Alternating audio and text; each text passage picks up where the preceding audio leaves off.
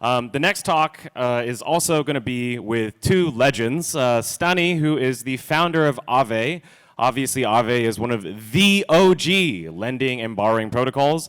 And of course, we also have Rune, who is the co-founder of Sky, the artist formerly known as Maker. So please give us them a big round of applause. And we're going to be talking about Endgame and Aave.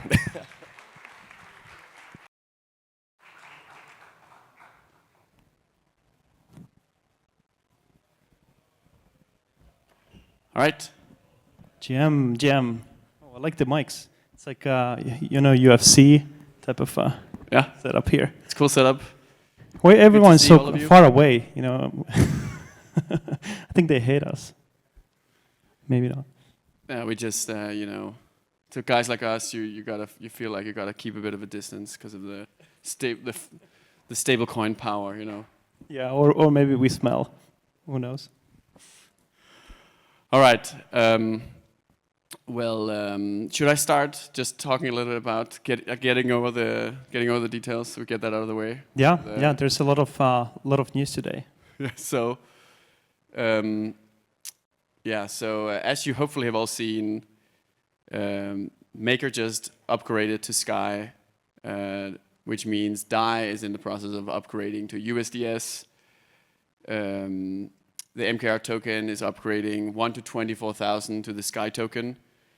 And this is all a transformation of, basically the oldest DeFi protocol and the largest decentralized stablecoin that has a track record of almost 7 years. And the reason for this upgrade is to refocus the entire effort towards fundamentally delivering the best stablecoin and savings product possible with DeFi, and just generally focus more on bringing the benefits of DeFi to the mass market in a more simple and easy to use force. Was that Freudian slip there? A more simple, easy to use form, including with things like Sky Aave Force. Yeah, and Sky Aave Force is something that we've been friends with Rune for quite a while, and something we notice in DeFi is that there's a lot of interesting innovation going on all the time, and there's a lot of amazing innovators here today as well.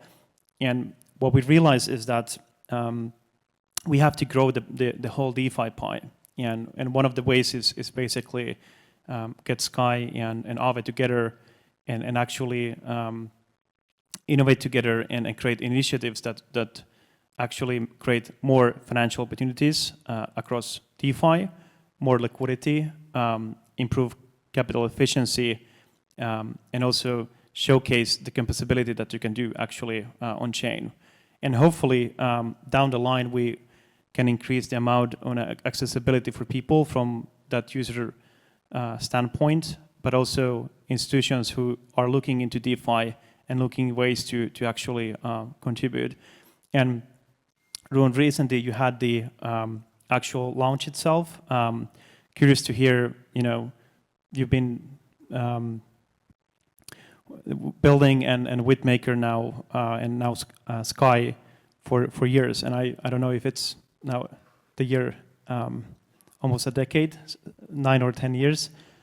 And I would like to kind of ask, now that the launch it happened, maybe you can tell a little bit more about the launch, but people here probably would like to know a little bit more now that the end game kind of happened, and now there's Sky and there's a future vision, and also what's coming up in the future. But can you explain how the launch went and where are things now? Yeah, so the Sky protocol launched, I guess, about 18 hours ago or so. So yeah, literally just happened such a short time ago that we're counting in hours. And upgrading from DAI to USDS opened and upgrading MKR to Sky. And then, what really is available now with Sky, that is the big difference, is that the protocol and basically the ecosystem itself is very easily available on sky.money. So there's actually a dedicated app. that's designed to be as easy and simple to use, right? The brand is sort of more straightforward with USDS. So just make it simpler and easier to use. And then on top of that, with Sky, there's also a focus on just creating more compelling and sort of straightforward user experiences with token rewards that are built into the Sky protocol. So with USDS, users can actually, on Sky.money and many other frontends that integrate the Sky protocol, get Sky tokens just for holding USDS. And then a key question and sort of a key principle of why it makes sense to upgrade to Sky is that when you offer something new like this, you make it easy to use and you provide a new type of use case, such as Sky token rewards. Is that going to result in net new inflows, right? It's going to result in new users, or will you just have existing users move over? And what we've seen is that in the last 18 hours, basically, the USDS supply has grown by 400 million, right? So gone from 0 to 400 million in less than 2 days. But even the DAI supply has actually also grown a little bit. So basically, the ecosystem as a whole is just only growing, and all of this new interest and new demand for USDS is entirely net new inflows, right?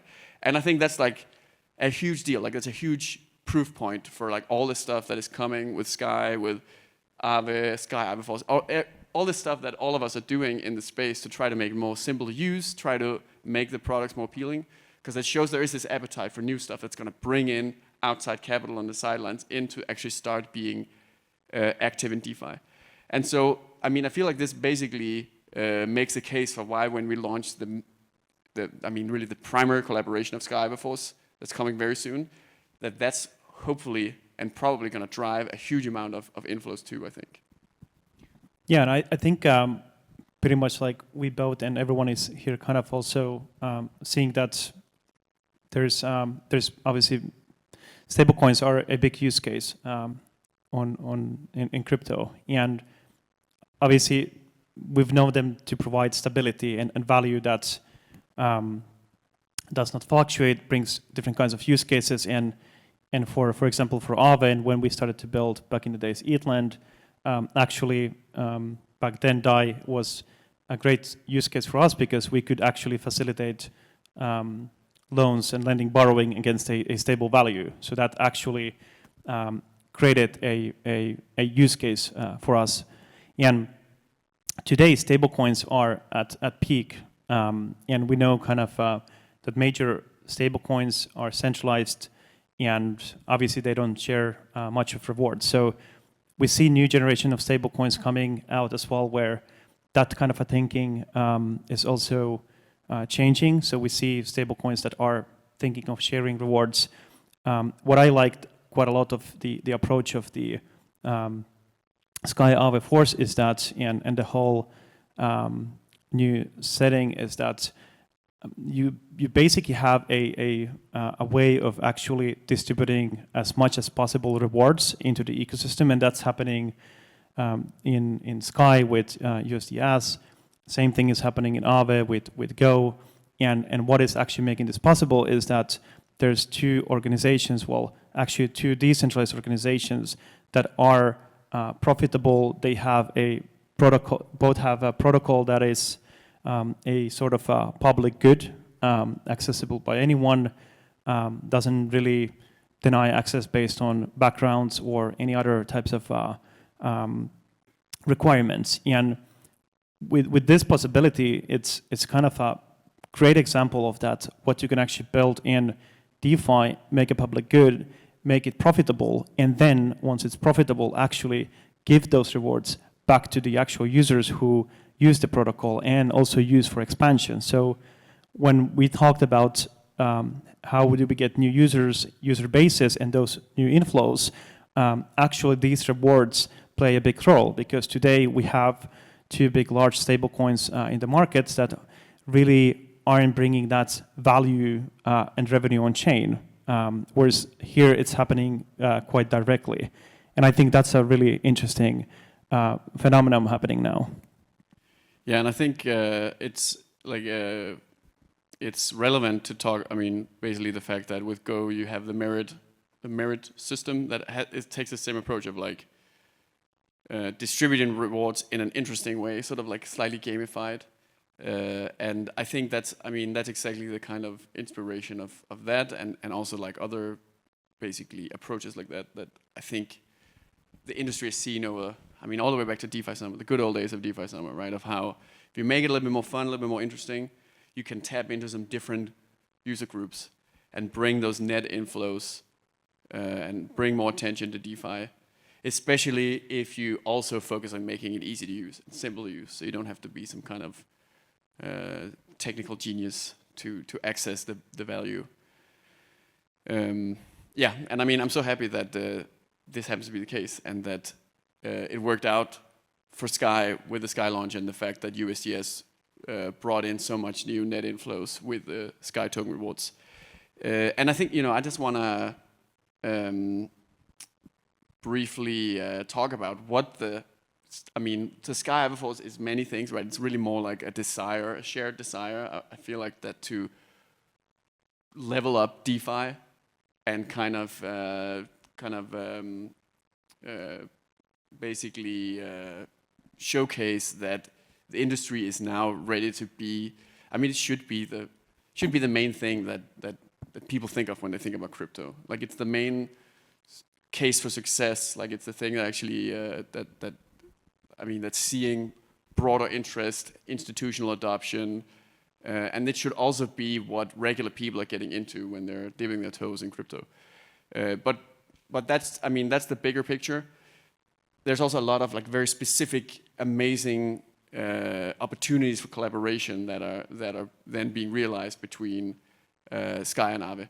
And the first one is just the onboarding of USDS into the Aave mainnet market, but in like a really cool, very deeply integrated way that like only the Aave guys can do it, where basically you get the user experience of USDS, but actually you can tap into like a whole bunch of different rewards, like both the rewards that are available from Aave, but also the savings rate that's coming from USDS.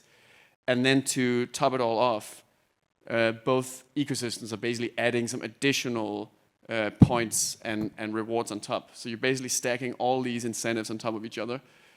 Because, why shouldn't there be, just like all the best of the space all concentrated in one place, so that you don't have to, it shouldn't be that complicated if if you're thinking about where should I go and try out something new in DeFi. We're making it easy for you because the USDS market on Aave is going to be pretty attractive, I think. And that's been quite a focus point for us. So at Aave, we usually build from the perspective of that that last mile user, and then the reasons that people love Aave quite a lot is not just basically the protocol, but there is a really functional application that has a lot of features that actually makes the experience very pleasant. And that's something that we're doubling down in terms of like bringing more better experience and design, and improving the way you can interact with DeFi. And that's been happening over time, because if we want more net new users, we have to go to places and we have to create accessibility for that as well. And I think what's very interesting, actually, even thinking about this Sky Aave Force collaboration, is that we've collaborated also in the past with the D3M module. And the D3M module is quite interesting because you essentially mint USDS into the Aave markets. And the idea is that in the first main Aave market, there is D3M support, and also as of today, but more recently, Aave also supports custom markets. So we see that there's a lot of different kinds of use cases that are emerging, and we've created a custom market, for example, for a Lido leverage staking use case, and there's more RWA examples and use cases that are coming up where actually you need liquidity. And one of the obviously biggest problems in DeFi is this whole concept of fragmented liquidity, as liquidity is fragmenting across different L2s, but also different pools and risk profiles. So these kind of modules actually help to seed liquidity across all of these Aave markets, and also in not just on Ethereum, but going even all these other deployments. And on top of that, obviously there's Go. So these two stablecoins are very they have a lot of synergy between each other and these stacked rewards. So obviously the rewards from the Sky ecosystem and also rewards from the Aave ecosystem. And these rewards then cascade across all DeFi. And that's what's the whole kind of like a fundamental point of this collaboration, is to increase the whole pie and essentially bring more value and more capital into DeFi. And that then cascades to all these other interesting innovations that are being built in the space. Yeah, I totally agree that, I mean, none of us are here, I think, to fight over what's still just like a tiny industry, really, compared to its true potential, right? We're all here to work together and to, I mean, fix the financial system, right?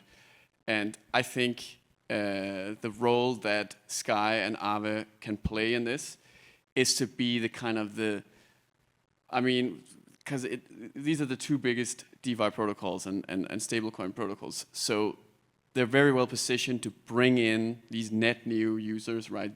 Bring the mass market into the space. But from there, the whole point is everything works together. You can integrate this stuff, and as a result, you can tap into the new users in different ways. And also just sort of funnel deeper into DeFi, right? Look into more opportunities. And I think the kind of things that just generally are exciting as a user to see when you're coming in to see what can you do with DeFi. It is, I mean, going back to the basics of what DeFi is, right? Money Legos. It's cool protocols that fit together in all sorts of interesting ways. And very often when you find a really cool way to combine or integrate different protocols into your own protocol, that's how you can really unlock value that's then going to present something unique to users that they can tap into. And Sky Aave Force is definitely going to try to make some really good examples of this and what that looks like in real life.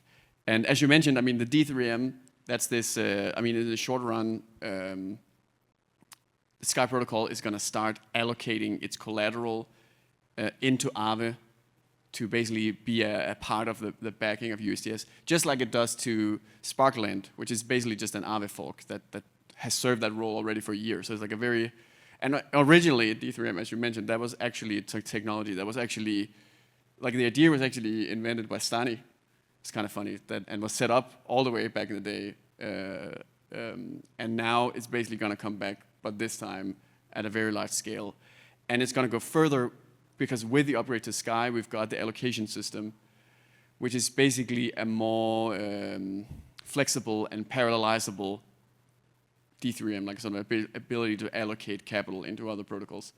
So, and on top of that, another key feature of Sky are the stars, right? So Spark, as I just mentioned, formerly known as subDAOs, Spark being the first of them, is basically a sort of smaller specialized ecosystem that can then manage all the complexity of tapping into every single opportunity that Aave has. Because there's a lot of good things to do in Aave, and there's no reason why USDS shouldn't be tapping into every single one of those opportunities, other than basically lack of governance and technical bandwidth. And by being able to specialize the ecosystem into these more flexible structures like Spark, then actually that opens the door to use stuff like the allocation system to really allocate into not just the Lido market or the initial specialized market that is happening very soon, but every single, I mean, the USDS market on Aave, the USDC markets, and even Go in the future. And I actually, this is like very interesting about when we're discussing kind of like what you mentioned, like how small DeFi still is. I feel like it's a growing community. Like I feel like, you know, every year we have more people here building interesting things. But how actually still relevant and big CeFi is. So on the lending side, obviously, over the years, like lending is such a fragile kind of like an on-chain business that it's, or let's say on the crypto side, because you usually manage very volatile assets. When we look into the time, and now we've gone into cycles. So most of the centralized lenders from Salt Lending, BlockFi, Celsius, Genesis Lending, all those lenders became bust. And Aave, as of today, it's functioning on 12 different networks with price asset volatility, and still actually it's very resilient. And that's because you have an open community where people can actually come and contribute. You have open ways of discussing risk parameters. Everything is open, transparent, auditable by every single second. You can't really build the future of finance if you have to, you can audit and verify things every quarter or once a year. It has to be every single second. And this resiliency is basically what we're all here building. And it's quite interesting how much of that CeFi and centralized stablecoin kind of dependency there is. And we talked about this even earlier, that it's less about decentralization and it's more about resiliency. How do you build something in a way that is resilient? And that means also how can you build technology that can be governed by communities that are mitigating any types of single point of failures. And that's why there's a really big still market share between this DeFi and CeFi aspect. And hopefully these types of initiatives gets more people into DeFi. We came from Seoul, Korea. We were there over a week ago, and there's still a lot of people that are purely using centralized exchanges, centralized stable coins, and are completely new to the space. And not even thinking about the crypto space, we still are very far even, having a dollar access across globally. Half of the population in the world, they don't have access to dollar, speaking of even yield. So it's a really like a long game, and there's so many opportunities. So I personally hope that these initiatives and things that we're building actually will grow that pie and cascade to across all the DeFi space and benefits everyone here. All right. Thanks, everyone. Thank you so much.